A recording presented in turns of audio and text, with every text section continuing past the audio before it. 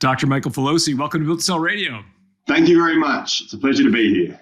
It's great to have you. You know, we were talking offline because a lot of our listeners are in this constant state of, should I be selling my expertise, which I'm really good at and I make tons of cash from, but know that I can't scale beyond me? Or should I try to build a business at the expense, maybe in the short term, of profitability? And as a dentist, I know firsthand you've dealt with this apparent contradiction. So I'm super excited to have you on the show. Happy days. So tell me about how you got into the dental business. Like you bought a clinic, is that right? That's right. So I bought a very rundown clinic. It was the clinic, frankly, nobody else wanted. And that suited me really well because I suppose I could see what it could become in my mind's eye there. I think just to hit on what you said initially, I'm a dentist by profession, absolutely, but I very much ran it as a business. So I was mindful of that from the start, of the fact that a lot of dentists, they work as a dentist, they're on the tools, they're wet finger dentists, as the saying goes, and that's where they derive most of their income, and that's where most of the value in the business lies, is in them doing the work. Pretty early on, to be really honest, I figured out there were people who could do that part of it better than what I could, but I thought I could have a crack at having the best dental practice in my city, in Adelaide, and that's what I turned my mind to. So instead of it being dependent on me and my own personal exertion, I wanted to run it as a business, and that means scaling it and moving away from the model of it being key person dependent, of the patients wanting to see me and me only, to de-risking it, having a number of other clinicians and taking it from there. Do you remember when that thought first hit your mind? Because, it's not like you didn't have time in dental school to think about it. Because, you went to school and then you would have done another degree, I think, if I'm not mistaken, in dental, in dentistry, which is not an insignificant amount of schoolwork, a lot of money, a lot of time. A lot of people are probably listening going like, why didn't you, just take advantage of all that time that you've invested? Like, when did you first realize that maybe actually doing the dental work wasn't for you? I remember the exact moment when it dawned on me, like quite literally. I had just finished reading Good to Great and I was sitting in Fitzroy Gardens in Melbourne, which is actually where I proposed to my wife as well. So there's a couple of key moments that happened there in my life, and it was that I realized at that very moment, I did my dental degree, but then I'd started to do some business study as well. And my thought was, if I'm going to run a business, I'll do a business degree and then I'll know everything. And of course, that's rubbish, right? But at the time, it seemed to make sense, get the information there. And I was watching, but I was a bit scared to go into business. And I was watching some kids doing skateboarding, and they would often not land their tricks. 9 times out of 10, they didn't land it. And it occurred to me, Michael, business ownership is a bit like skateboarding in the sense you can read every book, watch every YouTube video, get personal tutelage, but until you put both feet on the actual skateboard, you're going to make some mistakes, and you've got to be prepared to do that. The actual moment when I realized I wanted to move away from being a dentist specifically to being a true business owner, I'd finished that book, and I remember thinking, I like a lot of people listening, I care deeply about what I do and wanting to try and be the very best I can. I realized that my own hand skills were serviceable, but I was never going to be the best clinical dentist in my city. But I realized at that time, having finished that book, that I think I can have a crack at having the best dental practice. So that was the exact moment my mind switched from being the very best dentist I can be to going, I want to have the very best dental practice and the very best business. And I think I can have a real shot at that. But there must have been a moment even preceding that when the idea that, for a lot of our listeners, like, they don't necessarily think of themselves as business owners. They think of themselves as massage therapists and photographers and mechanics, and their skill set, their what it is they do. Somewhere along the line, though, Michael, you started to think differently than just a clinician. because you're reading Good to Great. and Yes. not too many dentists read Good to Great, right? Most dentists wouldn't even know who Jim Collins is. You knew who he was. Yeah. So it must have happened preceding that. I mean, yeah, it's interesting. I think it was probably, Yeah. It was probably building towards that. I think that like everyone who gets into dentistry, you do very well at school and you're used to being a high achiever. And I think that the practical element of dentistry did not come naturally to me. I realized there was a hard ceiling there. I am a problem solver, but I like to solve problems with my head. Dentistry, primarily you're solving problems with your hands, okay? And there is that repetitive element to it. So for me, I think I realized that there was probably going to be a hard limit on what I could do with my two hands, but I've always been someone who liked to solve problems with my brain, and by business seemed like the ultimate puzzle for me to try and solve with that there. There was an intellectual limit on dentistry where you get to a point where it's not super intellectually stimulating, but business was this whole other thing where it's like, wow, this is cool. This is a bigger game here. And this is the type of game that really interests me and fascinates me. And it's kind of like explodes with ideas and possibilities there. So I think there was the fact that it's probably, if I was a brilliant clinician, and I'm probably underselling myself a bit, but if I was just technically brilliant at dentistry, the clinical skills, maybe I wouldn't have. But I think the fact that I realized something in me thought there's a bigger game here I could be playing, and that might have been part of it as well. Hey, it's John. Look, if you're building to sell, I want to let you know about a resource you may find helpful. It's called the Value Builder Score, and it will evaluate your company in the same way that acquirers will look at your business. It'll give you a score on the 8 factors that drive the value of your company. You'll also get an estimate of value and things you could do to improve that value over time, whether you want to sell now or in a decade from now. Knowing how the movie ends, I think, puts you in the catbird's seat, gives you all kinds of negotiating leverage. So it's available exclusively through a Value Builder advisor. So talk to your advisor. If you don't have one yet, you can go to valuebuilder.com/score.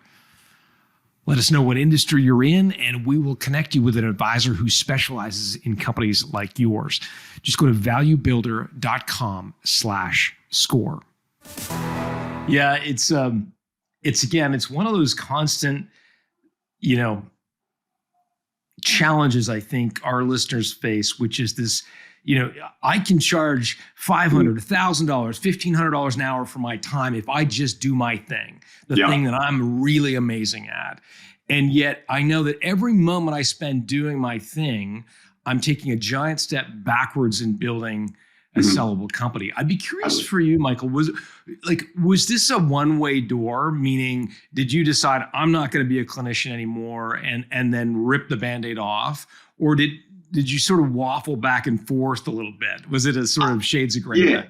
I think I committed to my head that this is what I was going to be doing, but the process was incremental. So the easiest way to do that for me, and it's hopefully likely going to apply to other listeners, is the fact that I just gradually reduced by a day a week my time on the tools. So starting off by doing 4 days a week clinical, then to 3, and then to 2. And as I did that, I scaled one down, scaled up the rest of the business by having more people join and transitioning those who had wanted to see me towards them. So it was sort of lower one lever and increase another one there. So from 4 days a week, a year later, I went to 3 clinical days and then to 2. And after that, the next stop was 0. So that was when I said, and I was very sure, I think I'm a slow thinker. It takes me a while to arrive at something. But then once I tend to get the big decisions right. I think make lots of mistakes along the way, but the key moments I tend to get right. And I knew that this is what I both wanted to do and had to do. It's the whole saying, you can't chase 2 rabbits at once, or you can't get to second base without taking your foot off first. I realized if I was going to dither and go back and forth, it wasn't going to happen. I needed to commit, know my numbers really well to know what that would look like, at what stage I could drop another day in order to build up the rest of the practice, find the right people and turn it into, as you say, if you're dependent on your own hands or your own personal exertion, then I would argue, or that's a large part of your business, I would argue you're not a true business owner in the sense that you're still doing that actual aspect of it. So I wanted to move away from that. And as you say, be earning income and be driving revenue from people beyond myself, rather than having be key person dependent on myself in providing the revenue for the practice, which is the main model within dentistry. I wanted to do something different. Got it. So you're sort of feathering back on your time over time, going again 5 days, 4 days, 3 days.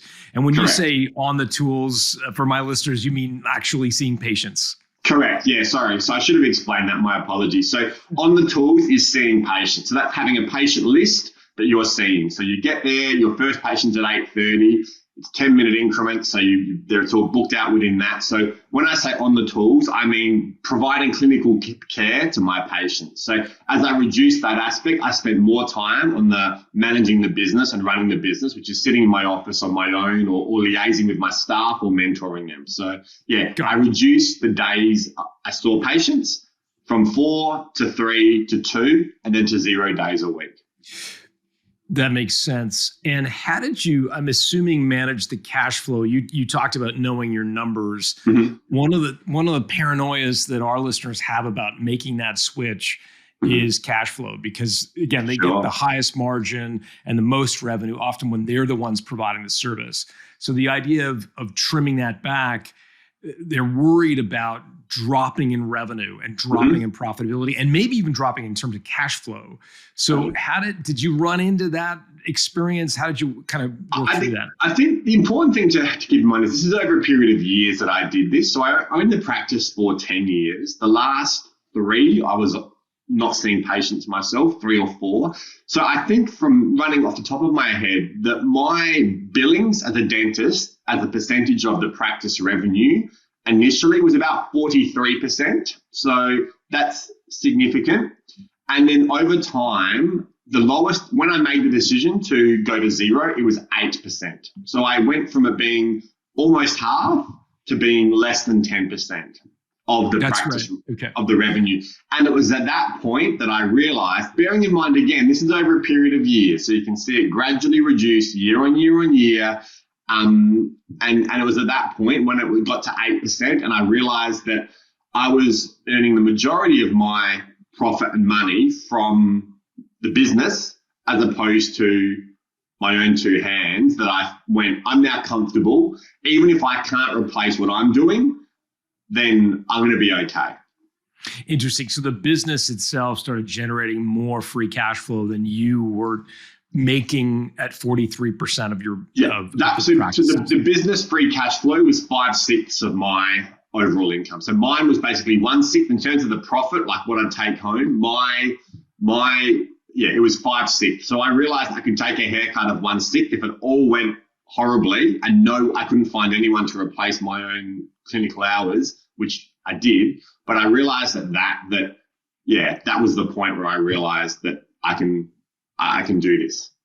How did you handle the hit to your ego of not solving a patient's problem? One of the things that our customers fall victim to, or not customers, listeners fall victim to, is this idea that, there's a little part of our sort of brain, I think, that loves it when we get the acknowledgement from a customer, a client, a patient of really solving a problem. God, my tooth was killing me before I came in here, Dr. Filosi, and you're making that go away, and I love you for it. Thank you. Let me give you a hug. You lose all that when you go from seeing the patients to the back office, looking through the numbers.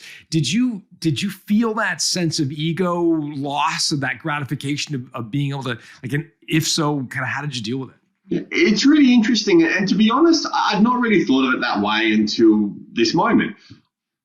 So I suppose the short answer is no. But what I think for me, there are a reasonable amount of dentists who want to move away from clinical dentistry for various reasons.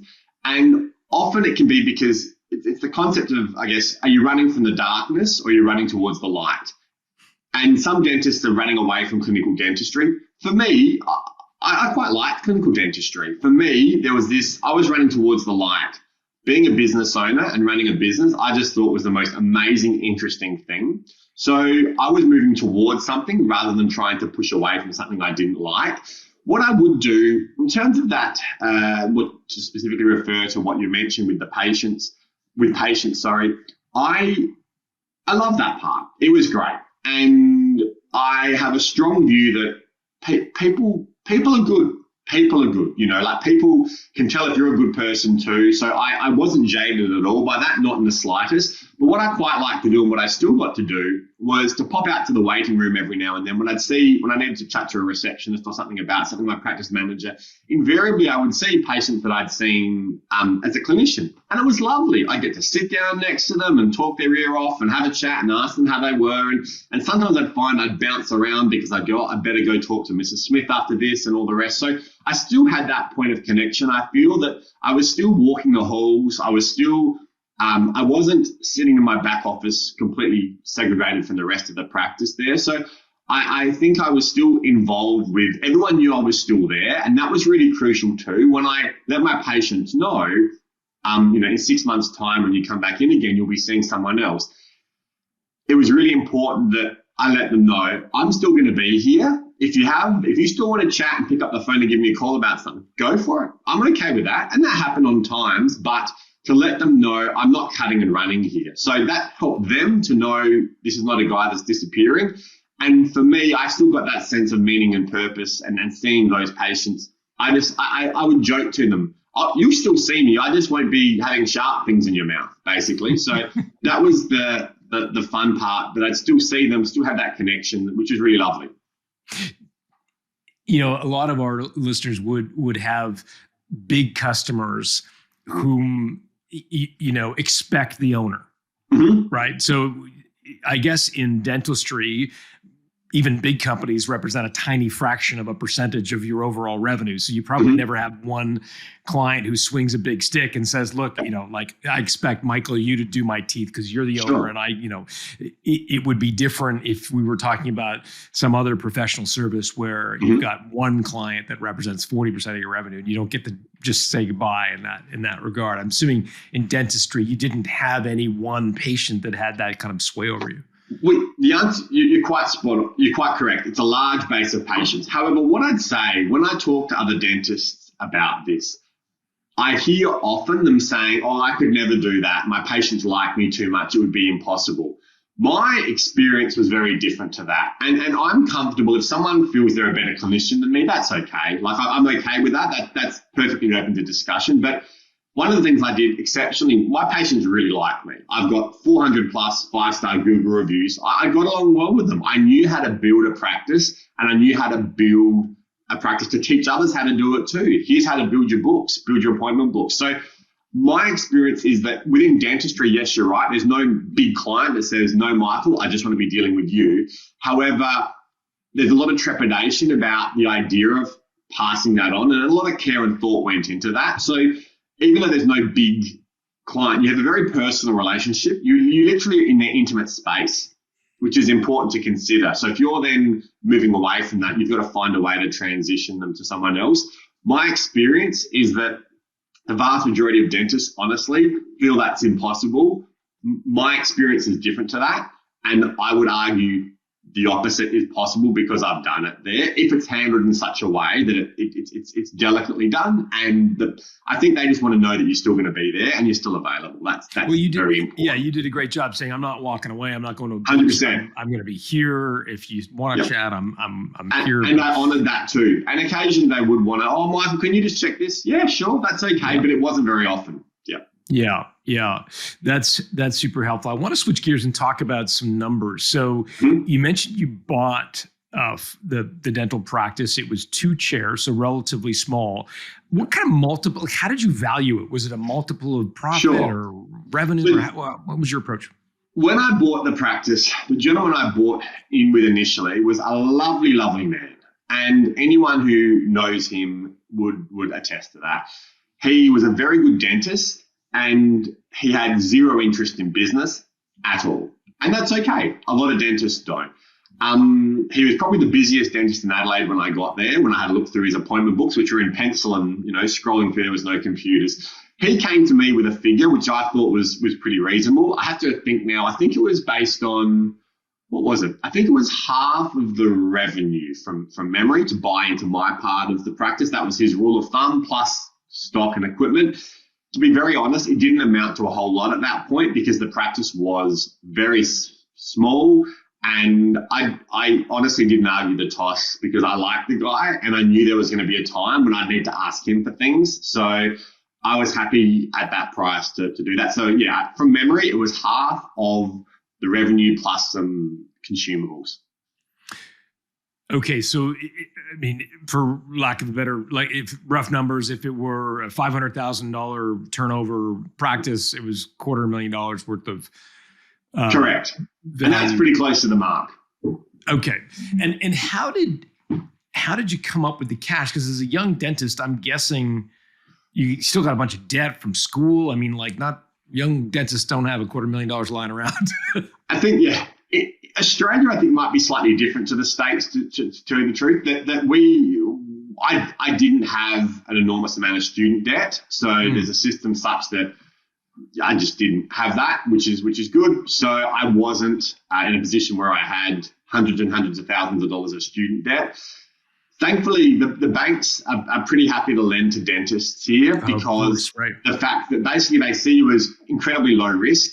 And my buy-in price was very, very low. You know, at that sort of amount, it wasn't an enormous outlay. They were pretty quick to go, yeah, sure, that's fine. If I was buying a very well-established practice, which had all the bells and whistles and things and comes with a price tag that warrants that, they'd have to run through their numbers a fair bit more, of course. But at that buy-in price, you more or less couldn't buy in for any less. So yeah. I think it was I'd been working for 10 years at that point too. So, you know, I had a little bit of capital behind me, I suppose, as well. So it wasn't a big stretch for them.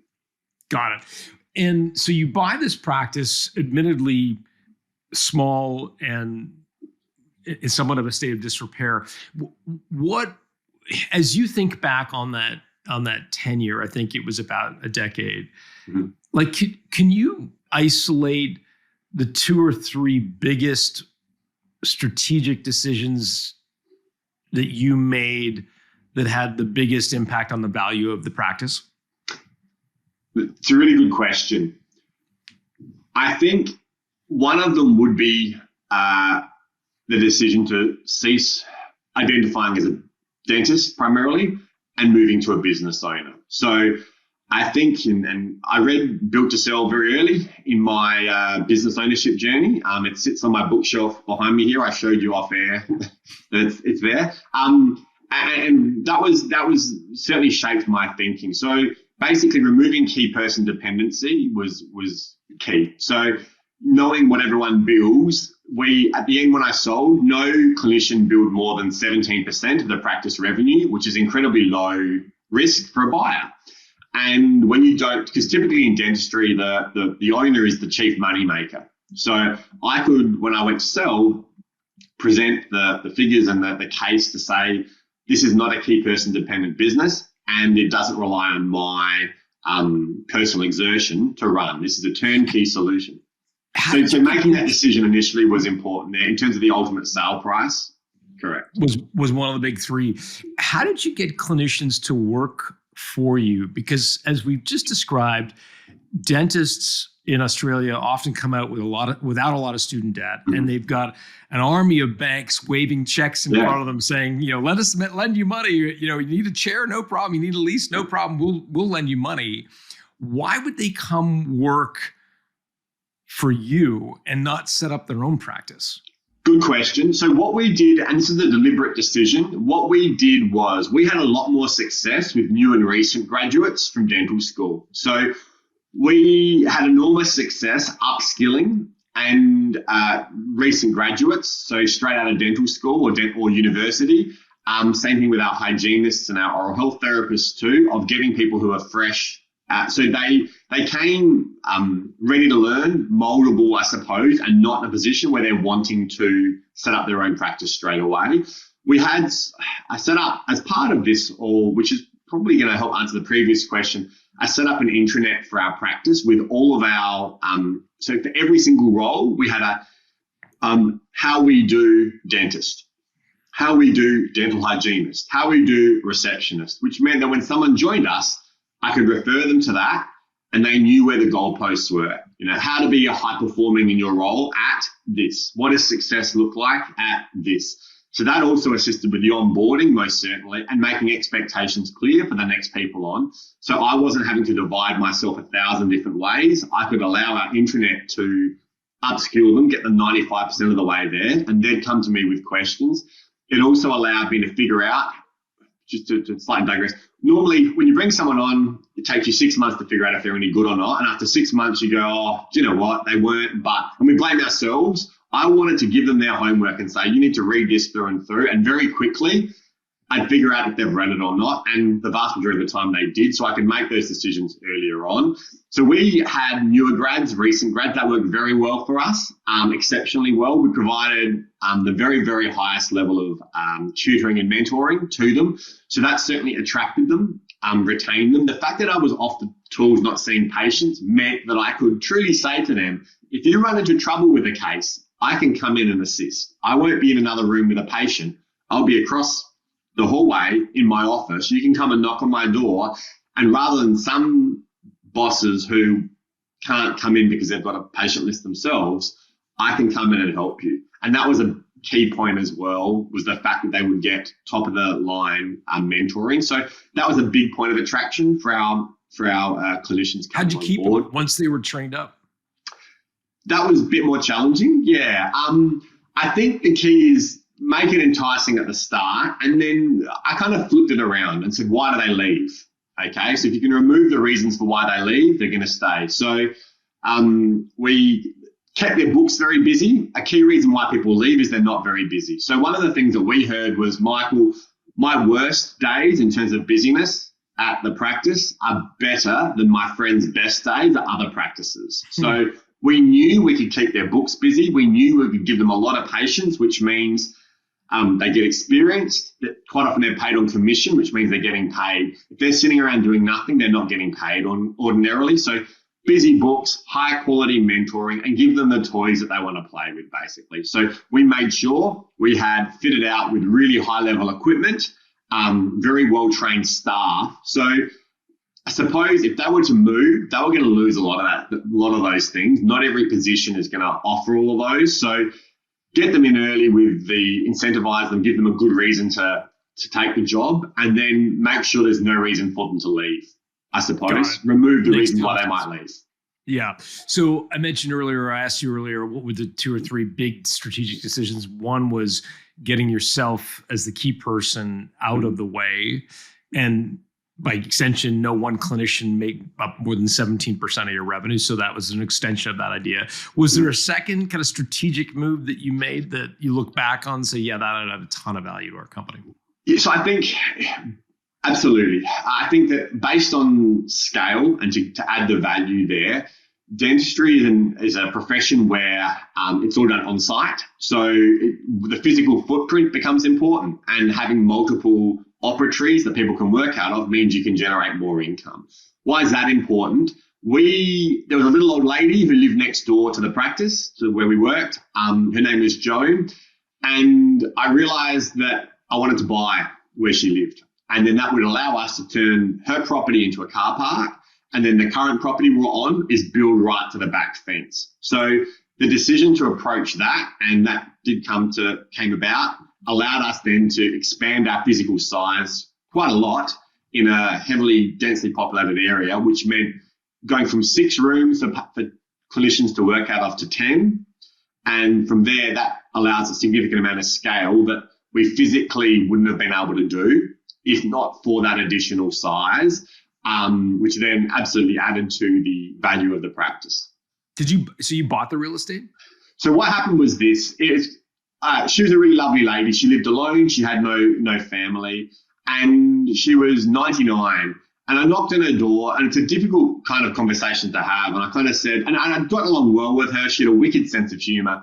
And I said, Joan, how would you feel if I bought your property and rented it back to you at a peppercorn rate of $1 a year? And it's basically then an over-unders on how long she's going to live versus my outlay. And she straight away, she was clued up to the very end, and she said, no, not interested in that, Michael, but what I'll do is I'll put you in my will to have first rights of refusal to purchase the property at market rate when I pass. And I said, Joan, happy with that. And I helped her out with things too, which I won't go into because it sounds like I'm pumping my own tires. But it was, we helped her out a fair bit too with various things, which I was very happy to do. Then the challenge was this, that I had in the will to buy someone's property, but I didn't know what the council would allow me to build there. So what I discovered was that I can put an application in on a property I don't own, and they have to honour it. I just can't. I can get the development approval. I just can't do it unless I own the property. So I submitted all the architectural things to demolish her house, build our current property next door right to the back fence. I had that approval ready to go. I just didn't own the property yet. So it was then when she passed on, I had it valued. They came to me with the price for the property. It's always a little bit more than what you want, but it removed the fact that I was in her will as having first rights. It removed the competitive tension. So rather than me having to bid against someone else, I could sit there with the figure and go, do I want to do this or not? Very quickly, I decided, yes, I do at that price. We're going to demolish it. So I took my daughter and her cousin in, and I took some paints in and said, everything you ever heard about not making a mess, forget about it. They were throwing paint around at all the walls and carpets and things because the next day it was getting demolished. So that was a bit of fun. And so literally the day the practice the building settled, the next day the builders were in, demolishing it, and then away we went from there. So the fact that we expanded our site twice actually, the big one was buying next door, expand this for a physical premises business, that allowed us then to increase everything, revenue, profit, staff levels, which then ultimately made the practice more valuable. Did you have to take a loan out to purchase that property? Correct, yes. And personally guarantee that loan? Yeah, so I'm a numbers guy. I like that. So I knew my figures inside out, and my approach to risk is that it's interesting. If you look at a trapeze artist, to me it looks risky as heck, right? I'm like, I'm not getting up there. But they do it all the time. They've got a net. They train, all these things. So for them, it's actually not that risky. My approach to risk is the same. Things that look risky to others, like some of the things that I've done, like buying a practice that nobody wanted. My view is my spirit animal is a boa constrictor. I just squeeze as much risk as I possibly can out of it, and then I'll jump in at that point. So I knew it all inside out. I knew the figures. I knew that covering off on the worst case scenario, it didn't feel risky to me. It still doesn't. And absolutely, I could go to the bank, and they also had the figures of the practice to go, the guy's a good operator. He runs a good business. He's got capital behind him as well. So that was it was big numbers to do all of this, to buy a property and then to effectively extend. And, the building costs were high, but the banks were happy to do it. And I knew in my head that, it was all going to work out. And to be clear, you sign a personal guarantee. Yes, correct. Absolutely. So I'm on the hook for it if it doesn't work, 100%. And how did you handle that with your spouse? I think it's interesting where a lot of business owners, they can decide whatever it is they want to do with their business right up until the moment there's a personal guarantee on debt, which now involves any partner in the relationship. I'd be curious to know how you kind of work through that with your spouse. Yeah, totally. Every relationship is different. That's the first thing, I suppose. So my wife is a dentist. She works at the practice too. So we're both dentists. I am incredibly wired for business. I love it. My wife does not have the least bit of interest in it at all, to a point where at one point I said to her, "Hun, what do you think the practice revenue is?" She got it out by a factor of 3. So she was undercut it by. So to give you some idea, she's a beautiful lady. And again, I'm so glad that I'm married to her, but it's just not in her. So I suppose my view is that your partner can support you in a few different ways as a business owner. They can support you in the operations of the business by actually being there doing that. They can support you in strategic decisions of do we, don't we. My wife was different. She supported me in a third way, in that she let me take big swings. That was how my wife supported me. She never questioned what I was doing, why. She never needed or wanted to get into the detail. She just believed in me, I suppose. And so I said, this is what I want to do. and here's the papers to sign. And she knew what it was going to cost. I'm not duping her, to be very, very clear, but she let me take big swings. She backed me to go, if that's what you want to do, Michael, I trust you. So that's how I overcame that, or I guess that's how I dealt with it. And there's advantages and disadvantages to having a wife I used to think, wouldn't it be good if my wife was super interested in the business and I have a co-pilot?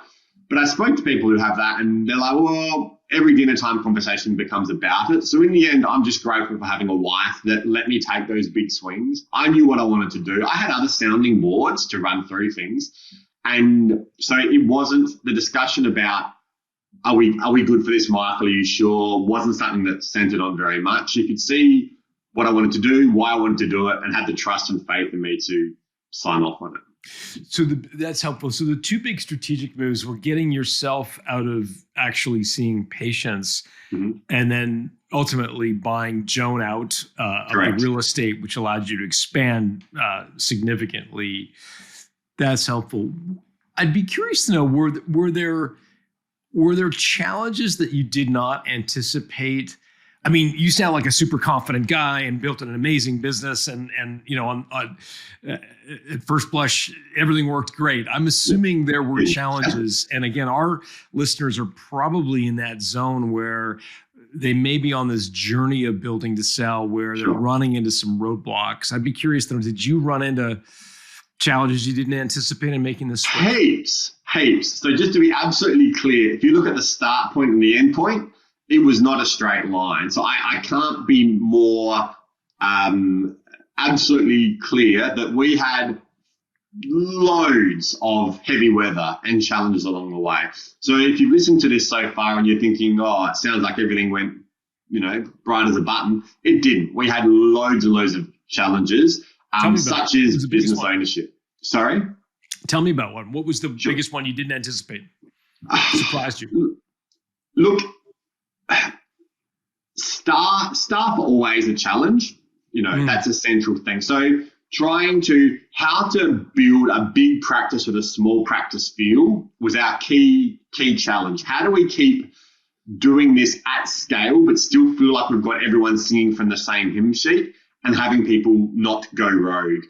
What we found, again, when we employed experienced dentists, we didn't fare so well. So they would think that they knew. We had our Fullerton Park dental way of doing things, and we absolutely positively believed in that.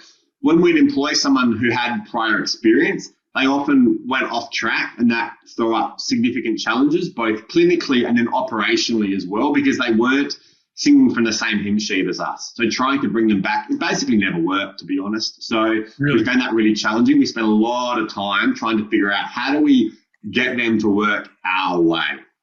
So that was a significant challenge. Early on, we had a challenge with another practice that thought we were trying to appropriate their name, which we weren't. So that's not much fun when you've just started out and someone's trying to, throw legal letters at you and things like that there.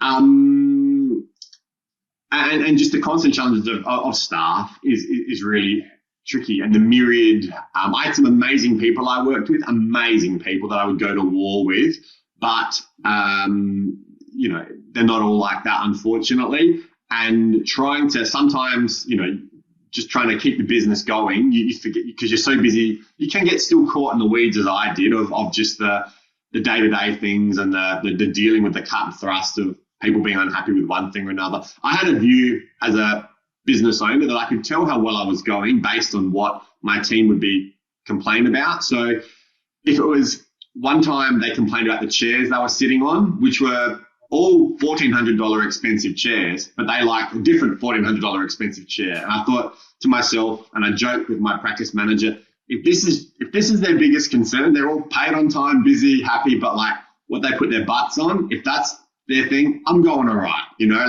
that's pretty good. So that was my metric for how I was going as an owner. But in terms of challenges, staff is an enormous challenge in a tight labour market as well.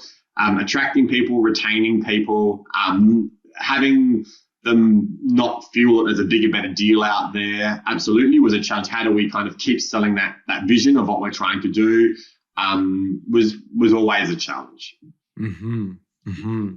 It's interesting. You strike me as a guy who's got a strong vision for, the way you treat patients and the way you kind of trying to build a practice.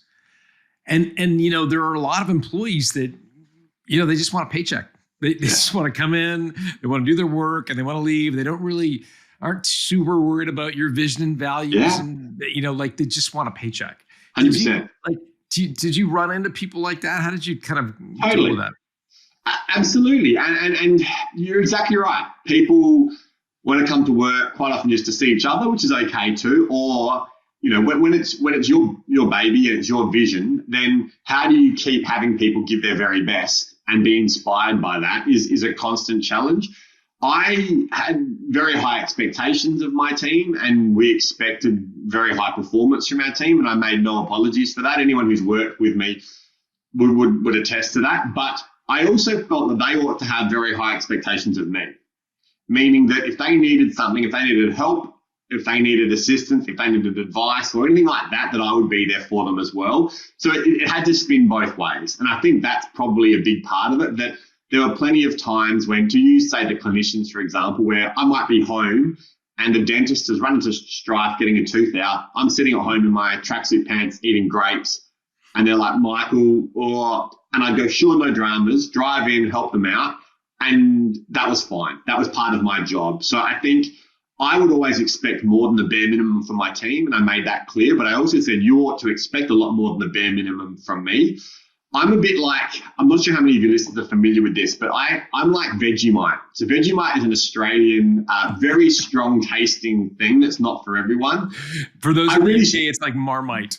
Marmite, yeah, exactly. Exactly right. UK's Marmite. So I struggled for a long time because I'm a big guy, I'm a big personality, and not everyone would jump on board that. And some staff initially would clearly not. And that was you take it personally. And I struggled with that for a long time. And what I ended up realizing and making peace with is that, I'm like Marmite or I'm like Vegemite. I'm a very strong taste, and not everyone likes that taste. But the people who do love it. They want more and more of it. They want to put it on everything. So my job, if Vegemite or Marmite markets, they're not marketing to people that don't like their stuff to eat. They're marketing to the people who do, to buy more of it. And I saw that as there's people out there who absolutely will buy into what I'm trying to do and achieve. My job is to find more of those people. And if they're not on board, like, that's okay, I get it, rather than get super upset if someone's like, no, not liking it, Michael. So I would want to find those people who wanted to, who liked Vegemite or liked Marmite and were intrinsically on board for my way of seeing things and cared deeply about the provision of dental care. As a total aside, when you're talking about the dentist who's having trouble pulling a tooth and calls you out of your track pants, like 100%. It's like, it reminds me of like the pilots, like when like pilots never talk about a situation in the air. Like it's like the pilot code. They never talk about the fact that they were scared shitless in the air. And it kind of freaks me out that you're now talking about the fact that a dentist had problems taking a tooth out. I'm like, oh my gosh, I hope that never happens to me. It happens, yeah. Oh my Lord. Okay, so how big did you get this practice before you decided to sell? Like ballpark, where were we at? In terms of, so there's a few different ways. So in terms of, there's a few different ways for it. In dentists, each room is put a chair, an operatory. So I started off with 2. We had 10, meaning we had 10 dental chairs that were running, which made us the biggest in my city of Adelaide there. So that's where we're at with that. So we were running at scale, a significant scale. We had 30 plus team members, which is quite significant for a dental practice. If you think about there being 10 rooms for dentists to work out of, or 30 plus team members. So you got 30 employees, you 5x'd the size of this business in terms of the revenue, or at least the revenue capacity, from 2 chairs to 10 chairs. Yep. That's a huge growth. Yep. Have you got any sense of how, before you went to market, have you got any sense of how a dental practice might be valued? I mean, is it like per chair, or is it multiple of profit, or how would you value a firm like that? So there's rules of thumb, I suppose, on how these are how things are valued. So generally in dentistry, they talk about sort of 3 to 5.5 times EBITDA as a multiple, as being the range or the starting range, I guess, of how to value a practice. And typically EBITDA would include a salary for the owner. Is that the way the dental practices are valued? That it would be EBITDA after whatever the owner was taking out, or it has to be after the owner was. So that's a trap that many dentists get themselves into when they sell. They think that their business profit includes what they take home for their own personal exertion seeing patients, and it shouldn't, and it doesn't, because it's not the true business profit. So I was aware that. So I'm talking about the multiple of the true in terms of, because whoever buys it has to replace. If you're a clinician, dentist owner, has to replace someone doing that. So yeah, it's the true business profit, not including whatever the dentist is paying themselves to drill and fill teeth. Pulling out in the way of dividends or excess profit. Okay, so it's like a normalized EBITDA or adjusted EBITDA would be sort of 3 to 5. Okay, that's interesting. And I mean, was there some sort of triggering event? Like you went from 2 chairs to 10. Presumably you could have gone from 10 to 20. Like, was there something that happened that made you decide to sell?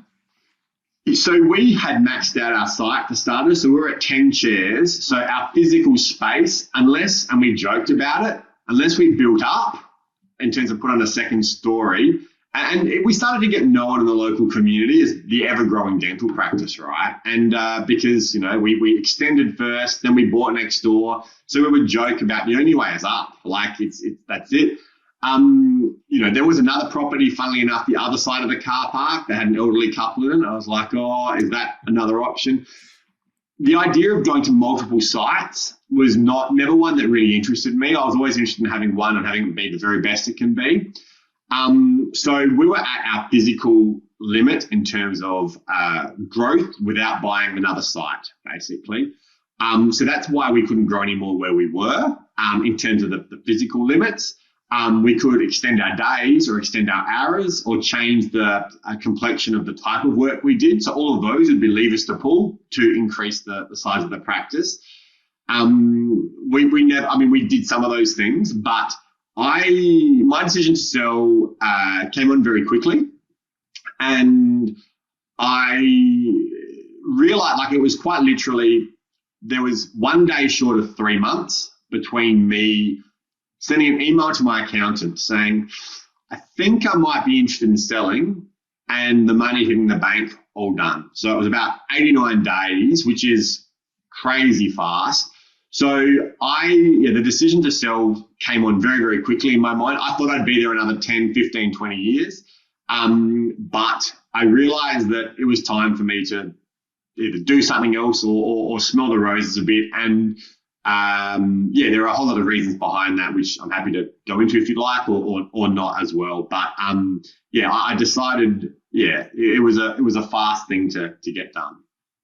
I guess a lot of people get to that point where there's some sort of, blocker to the next level. In your case, it was actually physical blocker, but sometimes it's a product blocker, it's a market blocker. Maybe it's a cap on the size of the market or whatever. And they take a different decision, which is like, I'm just going to get into cruise control. Yes. You're down to 0 days a week in terms of seeing patients. So there would have been a value proposition to say, I'm going to ride this sucker out and carve out the dividends. And, 20 years later, I'll make a truckload more if I just hold on to this thing. Did that ever cross your mind? It's a really valid point. And that's something I get asked is, Michael, you weren't even seeing patients. Like, why the heck did you sell? Like, just keep going, ride it out. For me, I talk about, the thing for me is I like hard, interesting, meaningful problems and solving those. So it's not that tricky finding hard things to do. It's not that tricky finding meaningful things to do. The tricky one is the interesting, is ticking that box. And look, let's be honest, like, as a business owner, there's a personal cost involved, okay, of time, of anxiety around the whole thing. And I feel that, but there was also an enormous upside. I loved doing what I was doing. I was incredibly passionate about it. But what I realized sort of midway through the year was really that, yeah, it had grown to its full extent there. I'd done it. I'd taken the practice. I'd bought the practice that was the least desirable in Adelaide, and I'd turned it into the best. And I'd done it in 10 years. So I'd been in both those shoes. I started at the back of the pack and finished at the front. But I realized that it didn't hold a spell over me anymore. And I was ready. I felt ready. I felt that I'd gone from building things to fixing things. And I like building things. And I like to solve those hard, interesting, meaningful problems. Whereas it felt like at that level, all I was doing was fixing problems rather than still building things, which is not as enjoyable to me to do. So I think that was part of it as well. It was, you get to a point where it's like, this is done. The only problems I'm dealing with now are fixing problems rather than still building things. So that was probably in my head. It loses that intellectual appeal of doing something else there. And absolutely there's a cost in terms of getting home late from work and all those sorts of things, and just being on 24/7. That's how I'm wired. So I think that even though I wasn't on the tools, I was still working very hard and kind of realizing that I wanted to explore other options and see what that looked like without that, I suppose. It's funny, Michael. I've done something like 500 episodes of this show, and that is the first time I've heard you articulated such an important insight that I don't think I've ever heard articulated quite so cleanly, which is that businesses at some point go from building to fixing. And it is a different mindset. A builder is someone who's always in the future thinking about what could be, and then fixing is always like kind of past that. Why did that happen? How do we make sure it doesn't happen again? And it's a totally different mindset. And one is draining for a lot of people, and the other is quite inspiring. And it sounds like I just wanted to say thank you for articulating it in such a clean way. It's a pleasure. Look, that's exactly where I was at. And quite literally in advance of selling, I sent a text message to a number of business friends saying, like, I've got a new theory. Like, the building part is the fun part. And I use the analogy of, if you're building blocks and towers, it's cool. You're like, hey, look, you're a kid. I've got a tower. What my role felt like is the parent when the kid knocks it down by accident, and all you have to do is put it back together. But it's back to where it started. The kid doesn't go, oh, wow, this is amazing. Thank you. They're just like, okay, cool, I'll carry on now. So I felt like I was going around just not building the blocks, but just putting them back together where they were. And I suppose there's a low sense of personal pride and appreciation at fixing things. And from the others as well, they're just getting it back to where it was. So instead of being able to build cool, new and interesting things, I'd done 2 renovations. We'd built this industry-leading intranet at the practice. All these cool, interesting, hard, interesting, meaningful problems of building things, I'd solved. I'd done it. And yeah, it is a lot less. I found it. I suppose we'd optimized for pretty much everything we could optimize for. And the idea of coming to work each day and just, waiting for my inbox or someone to knock on my door or Slack to spark up with a problem to fix, which was not generally, they were quite hard sometimes. They were meaningful, but they stopped being interesting. And I think that for me was like, this is not like. And was your revenue flat at the time? Like year over year, were you guys flat or? Good question. No, I'm trying to think now. We sold at our peak revenue, so we didn't have a dip. It had slowed slightly. We went a mad growth tear for 2 or 3 years. And then the last year it steadied out. Like, as you'd be aware, none of these things are linear in life. And there's again, to use that, you build and then you prune a bit, and then you build and then you prune. That was certainly the way that we found it. And so it was certainly, it was stable. It hadn't diminished, but it was within, it wasn't still, there were other opportunities there that we hadn't done in terms of, and I won't go into, in terms of the scope of the work that we did. So we didn't do any orthodontics, which is braces or Invisalign and things, and we didn't do any implants. So for the buyer, I could position quite reasonably and say, there is enormous upside here if you want to do this work here. It's not something I was interested in us doing, but it was also a good selling point to go, we're at this pretty high spot here, but there's all these things we haven't tapped into yet that are going to be blue sky if you want to. So love that. Tons of growth potential for a buyer. 100%. Yeah. And one of the things that a lot of our guests tell us is that there was also a moment of realization? I'd be curious to know if you ever had these thoughts where, one day you kind of wake up and realize, oh, my entire net worth is in this business. And I'm just occurring to you, here you are. Not only do you own this business, you bought Joan out, you've taken a loan out to buy Joan out, and now your wife works in the business. Yeah. You guys are all in this company. And did that occur to you at all? It's interesting.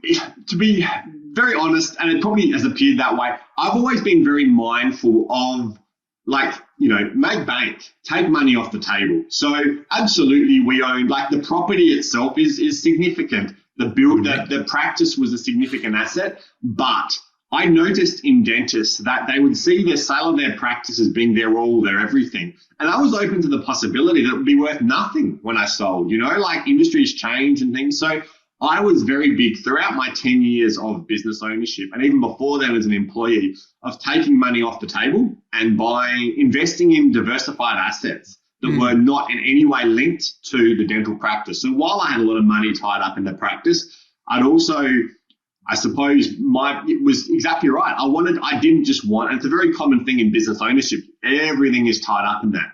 I was like, no, again, the boa constrictor, squeeze the risk out of it. Let's buy some, exchange traded funds and all sorts of different things that were completely unlinked to the dental practice. So at the end, when I sold, absolutely, it meant I could pay off a whole stack of debt, which was nice, and it was a significant number, but it wasn't my all, my everything there. Even the fact, the building itself, yes, it's a dental practice and I owned it, but it's still a commercial property in the sense that if it's not a dentist that works there, we could find something else for it there. So I was keen to make sure that I hadn't bet the farm on this one thing. I wanted to cover for the downside risk that if this all goes horribly, I'm not going to be having bread and water for dinner. So absolutely was a fair amount of our risk with the practice. Well, of course it was, but I like the saying, to get rich, you've got to concentrate your assets. To stay rich, you've got to diversify. And that's kind of what I did. I used the dental practice as a vehicle to generate wealth, but then I'd take that out and, we did put money back in, but then we took it elsewhere too. Got it. Yeah, that makes sense. So walk me through, and it's a good segue to the actual transaction itself. So you send your email to your accountant saying, maybe I'm ready. Mm-hmm. What happens next? That email, I remember my fingers hovering over the keyboard too to hit send. I was like, I felt a bit unsure about it all. And I was like, if I click on this, knowing my personality type too, that once I don't tend to regret decisions. I was like, if I send this, there's a fair chance it's happening, right? So I sent that, and as much as it was a mental thing, I don't even remember quite what his reply was, but it was getting my head around the idea of, Michael, I think you might want to do this. And if you hit send, it's confirming in your head that you're going to be doing it. So very quickly, the sale process. I realized very early on that I was not going to be able to sell to any one or a number of dentists. It's like trying to herd cats as well, trying to get multiple, because dentists earn good money. They can always fall back and just keep doing what they want to do rather than outlaying money to buy the practice. And at the sale price and the size that we were, it wasn't a solution to try and get a stack of them together and working together and all coming up with the money. So very early on, I realized it was going to have to be a corporate that was going to buy the practice. When you say corporate, what do you mean by that? Sorry. So in a corporate in terms of an aggregator of dental practices. So like a private equity group. 100%. Yeah, more or less. Exactly right. And so what so I wrote down, there's certain ones, there's about 7 in Australia that are in the business of buying dental practices. So I wrote down each of their names on a sheet of paper, used LinkedIn, figured out who the CEO was of each of them, and quite literally sat at my desk and picked up the phone and said, "Hi, I'm Michael. I've got a 10-share dental practice in Adelaide, and I'm interested in selling. Are you interested?" And I went through. There was 7 names on there. One of them I realized had been acquired by another one. That took it to 6. One of them, I had their name and I never called them because I just didn't trust them. That took it to 5. And from there, one of them kind of said, "Oh, look, speak to the others and come back to me with your best offer." And I said, "Well, no, I'm not if the others are going to engage with it, I'm not going to give you last bite of the cherry." And the other 4 I had conversations with, and they all visited and gave them figures and all the rest of it there. So they all flew in to walk through the site and take it from there. And so all 4 walked through. How did you deal with your employees? Did you tell them you were thinking of selling, or how did you handle that? Hidden in plain sight, I think. So I met with them at like 10 o'clock on a Tuesday, or right in the middle of a busy day in front of my reception team. There'd be men and women come in suits and things and be waiting in the waiting room. My team were used to me having a lot of meetings. As a business owner and a curious soul, I'd routinely be meeting with people, and they didn't always know who they were either, but to talk about business or to look at opportunities. Like, my job is to see around corners, to see what else is out there. So it wasn't unusual for me to have meetings with people, or for me to say, look, I'm meeting with, John and Barry at 10 o'clock. Please let me know when they arrive. That wasn't unusual. I think they started to figure out, is something going on here? And but then they also, knew that I was, knew that I would be routinely meeting with people. So I didn't try and hide them from sight. Because I was like, I'll meet with them in the middle of the day in broad daylight and take them up to my office and run them through from there. So I told the staff when I needed to tell the staff, but I thought I'm just going to meet with them and take it from there. I want to come back to the 4 Sure. potential suitors, but before I do that, I think one of the most challenging things founders deal with is how to tell their staff they are selling or they have sold. What did you say? Yeah, good question. So I went through the whole process, and which I'm happy to expand upon as well there shortly. But basically, I figured out who we were going to sell to and negotiated the price and all those things. So I knew in my head that was what it was going to be. And then they have to do their due diligence to confirm that the figures you give them are what they say, all good. It was at that point I actually told my practice manager, before I called up the ultimate buyer, to confirm that. I don't think I've ever been more scared in my life. Not scared in the sense of, but I just have so much respect and admiration for her, and we'd worked so closely together. She was and is my biggest advocate, biggest help. We just jived. Like, we had such a strong working relationship. So for me to tell her, I think she had a feeling. I think she knew it was coming. And I sat there in my office with my wife, and I'd written out this to explain it to her. And I got a couple of sentences in. She figured out what was going on, and I was tearing up. And she leant forward, puts her hand gently on my knee and says, Michael, she says, I'm going to see it through with you, And it was amazing, because not everyone responded that way either. Not all of my staff responded that way, but she did. And she was the person who, if anyone had a right or reason to be upset, it's her. And when she said that and she honoured that, it was amazing. So she knew a month before anyone else did. I needed her help to get certain figures and data and things like that there. A month later, I called an all-hands meeting, and in the start, I said, I've got some important information. And I framed it, which is true. I said, I've had to make 2 decisions recently that are both quite consequential. One of them was very easy to make. One of them was very hard. The easy decision was to sell the practice. And I said, I'm not going to sit here and pretend like I'm Bernard about whether it was the right thing to do. It absolutely positively is, and I'm not going to pretend otherwise. So that was the easy part. The hard part then was who to sell to. And I chose the organisation that I genuinely felt was also going to be the best for my team as well. And I explained the reasons for that. So I didn't just jump at the highest bidder straight off. There were some that I wasn't super keen on and that I knew would be a poor fit, and I knew the team would not be on board for.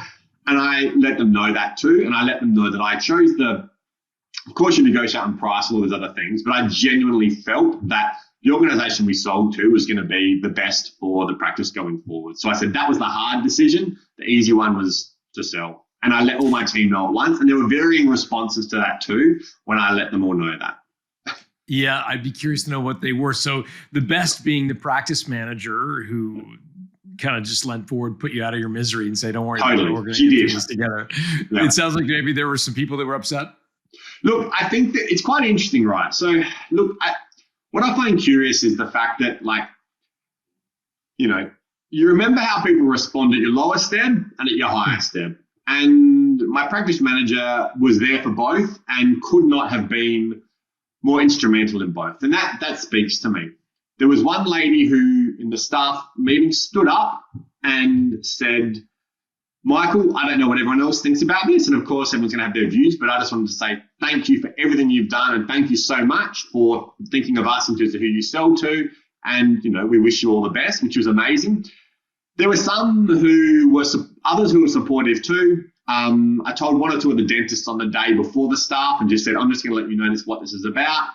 And they got it. But there were some people who, my view is that this idea of flags and flagpoles in life and teams. So you've got flags and flagpoles. The flags are the ones who, they like the sunny days, they go whichever way the wind's going. But when the rain or hail comes, they're nowhere to be seen. The flagpoles are stoic, resolute, unmoving, unremarkable, but they're all the time.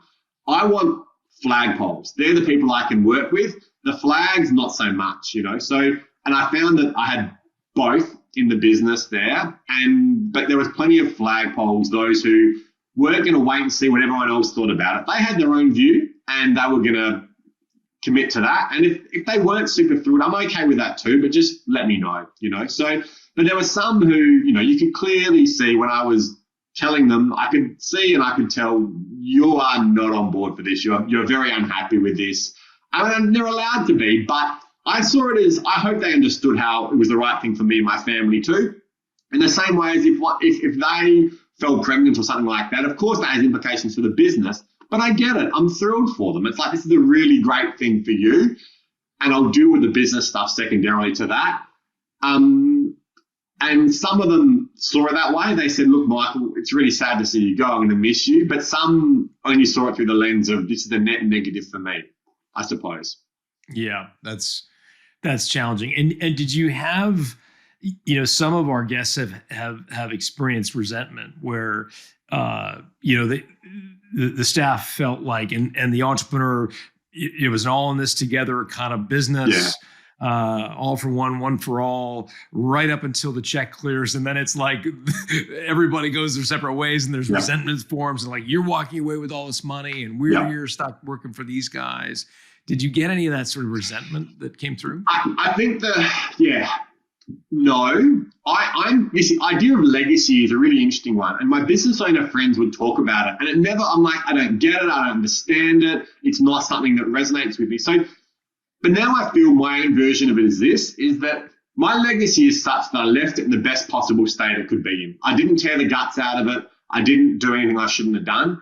My legacy is the fact that people found out about the sale in the order that they should have. So no one was blindsided. No one went, hey, how come they found out and I didn't? I'm really proud of that. And the right people found out at the right time, that you didn't have your junior trainee nurse finding out before the practice manager, for instance, there. So I have been in a couple of times since, which is an interesting experience. They're very complimentary and they say it, and I feel like they believe it, that they like, we miss you. We wish you were still here. A friend of mine, non-dental, said, oh, they must be glad to see the back of you. Some of them must be, Michael, come on. And I thought about it, and I thought there are plenty of ex-employees who do not like the colours of my flag, that's for sure. But I genuinely feel the ones who are there at the end are all advocates for me, who all, were sad when I left, I suppose. I didn't feel any resentment there. I have to say, it's interesting how we look at these things. This is one of the things I said to my team is like, business ownership is not a life sentence. Like it shouldn't be something you do for life. Your team can leave whenever they want, and some did, or some would come and query me about that. Oh, I'm not sure, rah. So I kind of thought, you either leave if, you either sell, you leave in a box, or you go bankrupt. And I didn't want the last two, It's interesting, the expectation sometimes on business owners for like, what, you're leaving us? It's like, well, guys, just to be clear, like each of you has that too. You can leave and it would be socially acceptable to do so. And sometimes you question whether that's where you want to be. You're allowed to do that. There's no but I think it's fair, given everything I've invested in this place, that, I'm allowed to say, hey, I reckon I'm done here too, And I feel like I think business ownership is like parenting, I feel. If you've got kids, you can speak a common language, right? If you haven't had kids, someone who hasn't had kids giving parenting advice, you're like, oh, give me a spell, right? Like, and we've done it before I had kids, but it's the same sort of thing. So I think unless you've owned a business, I'm not really interested in whether you feel like I've done the right thing or not, because you've not experienced it, right? So it's like critiquing someone's parenting when you don't have kids. So I wasn't I had, there was some level of disappointment, I suppose, on my part with how some people reacted, but also some level of great joy and respect at how others understood it's what I wanted to do. I don't think there's any resentment there or nothing that I felt anyway from the team. I think they knew how much I contributed, how much I'd given of myself. And I think they respected that fact. That was the feeling that I got there. And as I said, my legacy, I feel like I left on excellent terms, and that the people who were there, that I left on, everyone was not happy with the decision, but still happy and respectful of me. Yeah, I love your point about, it's hard to really walk in someone's shoes if you haven't walked in their shoes. 100%. Trying to please all of your employees is probably a fool's errand. Like there will be, I think, if I'm talking to my listeners now, there probably will be some employees that aren't thrilled with the decision, but can I just jump in? Absolutely there were. So I just want to be really clear, John. Yep, but there were absolutely employees who were not happy with the decision. I just want to make that really, really clear. And so they came to terms with it. But yeah, absolutely there were some, when that left, they go, well, that's a bit disappointing. And I was like, oh, thanks. But yeah, they were not happy about it. Absolutely. Mm-hmm. But trying to please everybody, I think, is probably a fool's errand. Let's get back into the transaction. So you had 4 shortlisted private equity buyers, people who buy dental practice, come along, do a tour. How many offers did you get? How'd you feel about the offers you got? Maybe walk through that. So I let them all know it was a competitive process. I let them all know. So I wanted to create competitive tension in the market in doing so, which is what I was doing. I got asked, what do you want for it? And my response was, look, what I want for it doesn't actually matter. The market sets the rate, not me. So put your best offer in, guys and girls, and that's going to give you your best shot. But it's not about me posting a figure, because if no one wants to pay that, then it doesn't matter what I say and everyone pays over. Well, I'm going to take that instead. So there were 4 that came through the practice, and all within about a week, 2 weeks there. So I was running it on my terms, I suppose. So they flew in from interstate. The CEO of 2, and a couple of them brought in the CEOs plus the CFOs. I think one of them made 2 visits from memory. I'm trying to think. So, and then they looked through. So they saw the physical site, and then I gave them an information memorandum on the practice, and then also, of course, the figures that they needed as well in order to put in their non-binding indicative offer for sale. I also made clear, which I'm happy to expand upon, is the fact that it was being sold as a turnkey solution, and I was not going to stick around. So I said all offers need to be subject to that, which is incredibly unusual for a dental practice, which you spoke about a bit off air, but happy to expand upon there. And I gave them a date for when I wanted their best offer by. So 3 of them provided offers. One of them called me up and said, Michael, we've just purchased another large private equity. I'm going to be careful how I frame this. Basically, they weren't in a position where they can put an offer in until January, which is going to be another 6 months. And I said, it's going to be sold by then. They said, we love it, but we can't put an offer until then. And I said, look, I'm not going to wait around. And I said to them, who do you think, look, you're now off the table. Who should I sell to? And your industry, and they nominated the entity that I did sell to. They said, they're the surest set of hands, which supported what I thought too. The other 3 all put in offers, which were all within around about 5% of each other. So wow. There was some, like it was there was some banding, I suppose. So that's what it was worth. And basically, I figured out who I wanted to sell to and negotiated with them from there. Okay, so I was really clear to them. Look, you're the ones I want to sell to, but we just got to get ever so slightly massage the figure a little bit.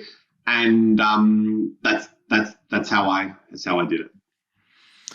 Interesting. And when you had said earlier that practices trade at sort of 3 to 5, I'm assuming these were sort of in that range.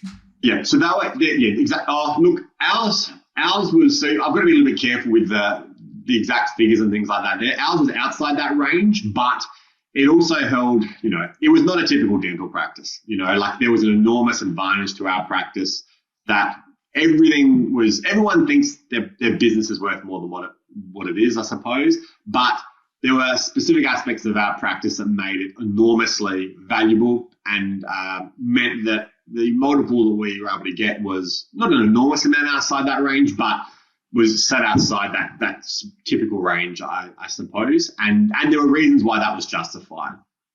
Got it. And what about the real estate? Were you looking for them to buy the real estate or no? I was very clear that I wanted to retain the real estate and that they didn't want to buy the real estate. So I owned the property. I wanted a long lease for them to rent it back from me for and to carry on. So that's what, they had no interest in buying the property and I had no interest in selling it. Okay. And you wanted to sell them the business, but retain the property. Correct. And as part of that, you demanded or you ensured that there was a lease between the business and your private company that they would have to subsume it effectively. Or take Spot on. And that's what they wanted too. Like that was not a point of contention at all. In fact, their sale, them purchasing it was subject to them getting that as well, because dental practices are not easy to move. The plumbing, the equipment, the lead in the walls, all those sorts of things to stop the x-rays. You can't just pick it up and move next door. So they absolutely, which is, if I was in their shoes, I'd want that too. They needed to be sure that they had security of tenure for an extended period of time, because to move a dental practice of that size is going to be a 7-figure sum. How long a lease did you agree to? What was that, sorry? How long a lease did you sign? So they took over the existing lease between the two entities of me, my entity that owned it and my entity that owned the business and my entity that owned the building. So it was basically 5 to 10 year options for 3 or 4 times, I think, off the top of my head. So it was a fair while there. That gives them security of knowing they're not going to get kicked out, which why would you? And I made that really clear. It's like, I want you guys to be here forever. Like that's what I want there. And then, we both got what we wanted, basically. So it wasn't a sticking point at all, that part of it. It was really because we both had a mutual interest. I wanted them to rent it and they wanted it. Yeah, I would have thought it would have depressed the value of your company had you not owned the property, if it was some other third party. And I think it's the whole, it's written behind you, build to sell. Like, I think speaking to people in advance, even before I wanted to sell, I wanted to know, look, what's going to make my practice valuable? And the things that they said were, if you own the property, 100%, because it's like you've got a landlord for life if you want to. So very much so, that meant that it basically, it's a multiple times by expected future earnings or risk. So what's the risk? If they know they've got security of tenure, it removes a risk straight away. They go, well, we don't have to worry about that there. So they can bid with confidence, knowing I don't have to think about the fact that the lease isn't going to renew. So I knew these things in advance, and I knew that having low-key person dependency was important. I knew that being an owner-operator from that building site was important, because then they don't have to negotiate with a third party for the property. So all those things meant I wanted to reduce the friction and keep it as easy as possible for them to do business with me in terms of buying the practice, remove any red flags, remove any orange flags. So it was all green lights all the way to make it a super attractive asset. I want to make sure my listeners hear that the real estate that you may or may not own may or may not be as valuable as it was in Michael's case, because Michael's in a very unique industry, dental practices where patients go to the same location, they get habituated to that location. You've got equipment that's hard to move, as you described, lead in the walls and so forth. That's not the same in some industries. So I don't want my listeners to take away from this saying, I got to buy the building that I work out of because Michael said it's going to make my company more valuable. It's very industry dependent. So talk to your advisor before you go buy the building, because it's very dependent on the industry that you're in. Definitely. But in dentistry, it certainly sounds like a huge asset. Just very quickly, I worked at a practice as an employee which had to move. It was a nightmare. So for me, even as a business owner, you bang on. The dentist it's a very industry specific problem. If you're an accountant or you just need laptops and a plug in the wall, it's different. But for dentistry, just the plumbing underground to get all those services in is enormous. So as you said, it's specific to what I did. It's not a general business mantra. It's not one and the same. That's helpful. And it's amazing because, again, industry standards, I understand the dental business is that, you would agree to a 3, maybe even a 5-year earnout where you've got, you're seeing patients for the next 3 years and you got 100% of your cash and got to walk away. Spot on. That's incredible. Look, I think that as much as anything was a fair achievement in the whole thing, because no one does that, right? Like it just doesn't happen. Everyone has to stick around, or there's earnouts, or they've got retention clauses and things. And that's what happened. Mine was different to that. And as I said, I literally got 100% upfront cash and walked away. Did anybody try? What was that, sorry? Any of the buyers, any of the offers try to lock you in? So one of them put up 95%, and then 5% 3 months later, and I just have to stick around a day a week or 2 days a week nominally. So that was the only one so of the 3 offers, so of the 4, one of them said we're not going to be able to, Michael. I said, which is fine. So the 3 offers I had, one of them was 95.5 with a fairly nominal sticking around period, but the other 2, they honoured that of 100% upfront. And I put it to them when I met with them in my office, and I said, they'd say, oh, look, ordinarily we have people stick around. And I said, I totally get that. I understand why. I understand key person risk. I understand all these things. And if I was in your shoes, I'd want exactly the same thing. However, this is a different entity because not many dentist owners only bill 0.6% of the practice revenue. So that's completely unique and unheard of. There is no key person dependency where you need me to stick around, where my name needs to be there to keep the patients coming in. So that was the first thing. And I said to them as well, I said, look, I did a video, showing at the start of the practice and what it looked like at the start, towards the end, and I sent that to them in advance. They could see the journey.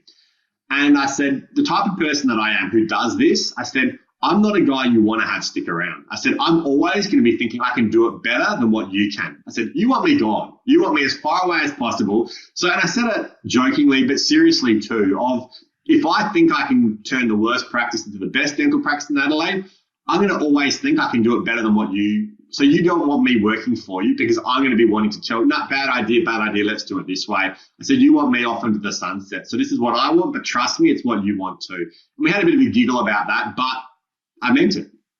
I love it. You up for a quick lightning round before I let you go? What was that, sorry? Are you up for a quick lightning round, quick questions? Let's do it. Answers, emotional high of selling your business.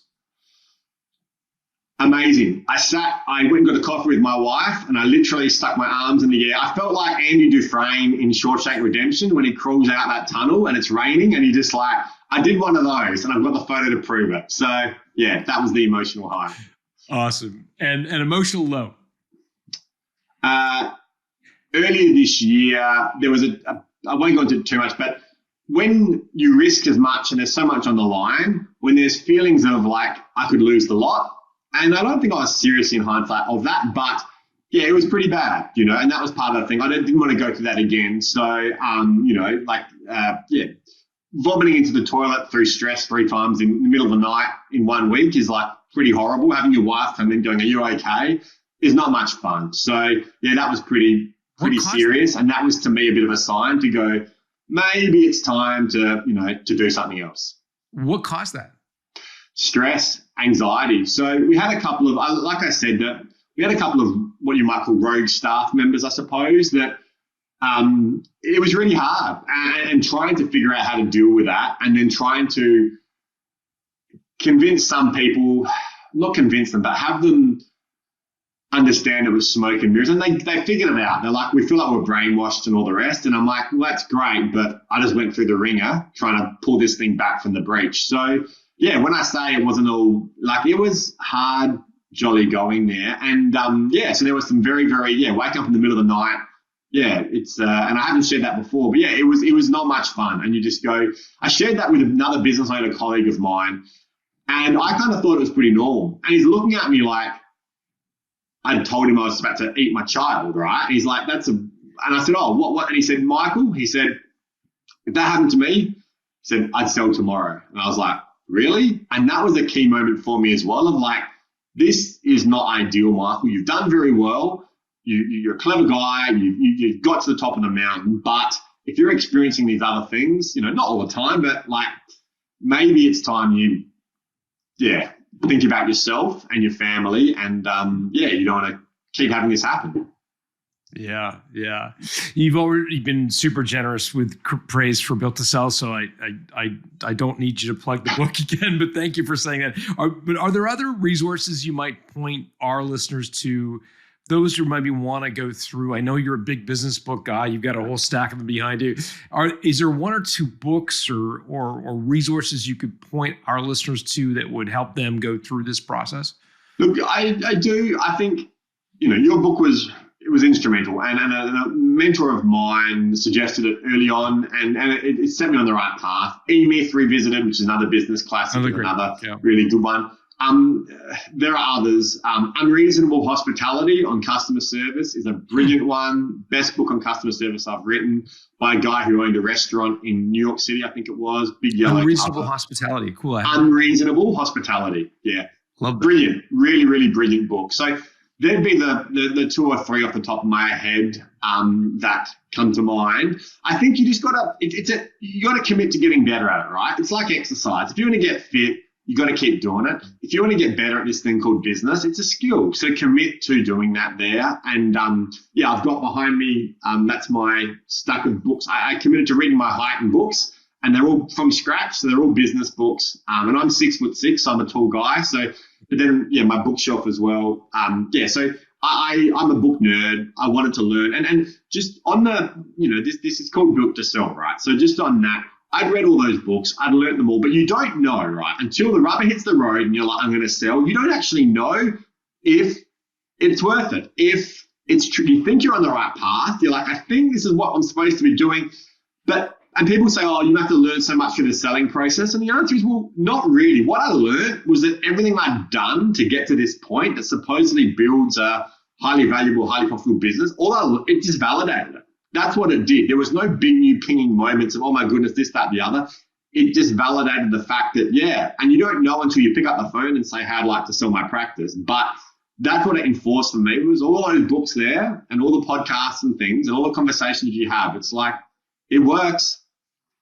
That's awesome. That's awesome. And there is something very validating about somebody putting on paper what they think your business is worth, and you see the number and you think, oh my Lord, like that's unbelievable. Like that's actually what it's very validating. At least that is something I've heard and maybe experienced a couple times. Very much experienced that. When the first offer came in, and the number, and just like, it was incredible. And I remember, I think I cried. I told my wife, I'm getting teary now. And there were others after that too, and I just had to go like that night. I just went for a walk on my own, just because I was like, this is, it just validates. I wanted to sell, and I was very realistic about the sale price. And it's nice when you go like, when it exceeds that, and you're like, and by a distance, you kind of go, and that's where the market rate was, right? Like that's what everyone was paying. And it is to see that number. I remember when the number hit my bank account too, I had like mayonnaise on my fingers. I was eating a burger with my wife, and like I'm checking the bank account, and then it lands, and you're like, whoa, like it's a cool feeling. And it wasn't until that moment, like I was like, oh, what if this, what if that? But when it lands, you're like, whew, that's you wake up the next day feeling pretty jolly good. Yeah. What was your wife's reaction? Because you mentioned earlier she's an amazing clinician, but not necessarily a business person. What was her reaction? To the money landing or the sale? Mayonnaise on your fingers. No, the money landing. Yeah. Look, anyone who knows my wife, like she's pretty chilled out and she's along for the ride. But like, I think she's probably happy to have me back, to be honest. I think that was something when I first said to my wife, I think I might, which is another kind of key moment, right? I said, I think I might be interested in selling. Her immediate response was like, yeah, I'm looking forward to having you back. And I wrote an article on my LinkedIn called Chasey, which is about the fact that I was on holidays with my family not that long ago or beforehand, and I was playing Chasey with my daughter. And she called out to me. She says, "You've got to run as fast as you can. You're not allowed to look back." And I was like, well, isn't that just two telling lines for business ownership? Run as fast as you can. Don't look back. And I kind of started the article off on that. And that was the selling thing, right? And then, my wife saying, "Yeah, I'm looking forward to having you back." So, she's not a numbers head. She's not a business person. She'd love me all the same if I was Michael Filosi, the chimney sweep, and not Michael Filosi, the successful dental practice owner. But, it was nice to have it done. She was glad. She just kept eating her burger too, I suppose. Yeah. What trophy did you buy yourself to commemorate the win? Do you know what? It's really interesting. So my friends and I drive the same car I did at uni. So my car, like we've got two cars and they're both 15, 20 years old, right? So like I'm not a car guy, and my friends, I've got bits falling off my car, which is quite funny. I'll like take photos of it and put it on the WhatsApp chat and things. And like, why don't you just buy yourself a decent car, Michael? So it wasn't that. I bought one thing that was a top of the line, best you can get, did my research, everything else. It was a trampoline for my daughter. That was it. So that's the thing where like I literally bought the best trampoline you can buy in Australia, the biggest, the whatever else. It costs $3,000. But like that's the top of the line thing that I bought post sale. I think, to be fair, we bought a place at Glenelg, which is like a seaside suburb in Adelaide, as a holiday house about a year ago, which was. I've always loved the beach. So that was kind of the trophy, I guess. I had to rationalize in my head to spend money on something that didn't have a return on investment. It was just like, Michael, you're getting it just because you like this. That's it. That's enough. Like, let it go. So I kind of bought that 12 months ago. So that was before the sale. So I had that. That's my happy place. I'd always thought I'd buy it when I sold, and I realized I read actually Die with Zero by Bill Perkins. Great book. And I was like, get 20 summers now while your daughter's young, while I'm 42. Like, don't wait until you're that old to do it. Like, just get it sorted. So I had the trophy. Like, that was my thing. That's the thing that brings me enormous joy. But yeah, since the sale, the only thing I've bought of any great consequence, frankly, is buying my daughter the very best trampoline you can get. Well, it's a great way to commemorate the win. You can watch her enjoying it and know that you facilitated that through your hard work. So that's 100%. Amazing. I know people are going to want to reach out and say hi on social. Is there a place they can do that? Are you a LinkedIn guy, or what's the LinkedIn is the best spot. So if you look up Dr. Michael Filosi on LinkedIn, send me an invitation to connect. I'm very happy to connect with any and all your listeners that hear this. I like to write a fair bit. So if they scroll through some of the things, they'll see some of the stuff, like various thoughts on different things, including the sale process too and the decision to sell. That'd be the best place for listeners to. But I'd love to hear from them. So very much so, that's the spot to find me. All right, Michael, we'll put your LinkedIn profile in the show notes at builttosell.com. Michael, this was a real treat for me. Thanks for doing it. Thank you so much. I really loved it. Thank you for having me.